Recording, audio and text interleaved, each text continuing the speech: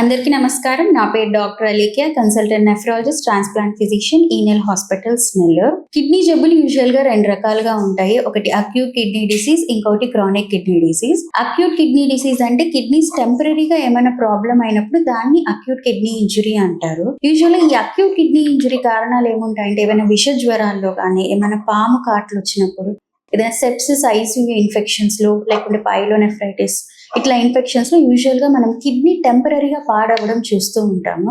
Usually ఈ acute kidney ఇంజురీలో cause ని correct గా ట్రీట్ చేసాము అంటే యూజువల్ గా 90% కిడ్నీస్ రికవరీ అయ్యే ఛాన్స్ ఉంటుంది. ఒక 10% మాత్రం దీర్ఘకాలిక కిడ్నీ జబ్బుగా కన్వర్ట్ అయ్యే ఛాన్సెస్ ఉంటాయి. కాబట్టి ఏ కేలో భయపడాల్సిన అవసరం ఉండదు. కాజ్ ని కరెక్ట్ గా ట్రీట్ చేస్తే యూజువల్ గా మనకు 90% రికవరీ ఛాన్స్ ఉంటుంది. నెక్స్ట్ వచ్చేసి క్రానిక్ కిడ్నీ డిసీజ్, దీర్ఘకాలిక కిడ్నీ జబ్బు అంటారు. ఇది యూజువల్ గా మనకు 5 స్టేజెస్ లో ఉంటది. ఈ దీర్ఘకాలిక కిడ్నీ జబ్బు యూజువల్ గా 5 ఇంపార్టెంట్ కారణాలు ఉంటాయి. మనం మోస్ట్ కామన్ గా సొసైటీలో చూసే డయాబెటీస్ ఫస్ట్ ఇంపార్టెంట్ కారణం.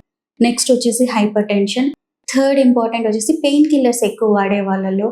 ఫోర్త్ వచ్చేసి recurrent urine infections and pyelonephritis సరిగ్గా ట్రీట్మెంట్ తీసుకునే వాళ్ళలో. అండ్ ఫిఫ్త్ ఇంపార్టెంట్ కాజ్ వచ్చేసి హెరిడిటరీ రీనల్ డిజార్డర్స్, అంటే పుట్టుకతో లోపాలు ఉన్న వాళ్ళకు కూడా ఈ క్రానిక్ కిడ్నీ డిసీజ్ వచ్చే ఛాన్స్ ఉంటుంది అనమాట. యూజువల్ గా last stage like CKD stage 5Dలో యూజువల్ గా మనము 90% కిడ్నీస్ డ్యామేజ్ అయిన తర్వాత యూజువల్ గా మన డయాలసిస్ ప్రిస్క్రైబ్ చేస్తుంటాం. యూజువల్ గా డయాలసిస్ 2 రకాలుగా ఉంటుంది. ఒకటి హీమోడయాలసిస్ అండ్ ఇంకొకటి పెరిటోనియల్ డయాలసిస్.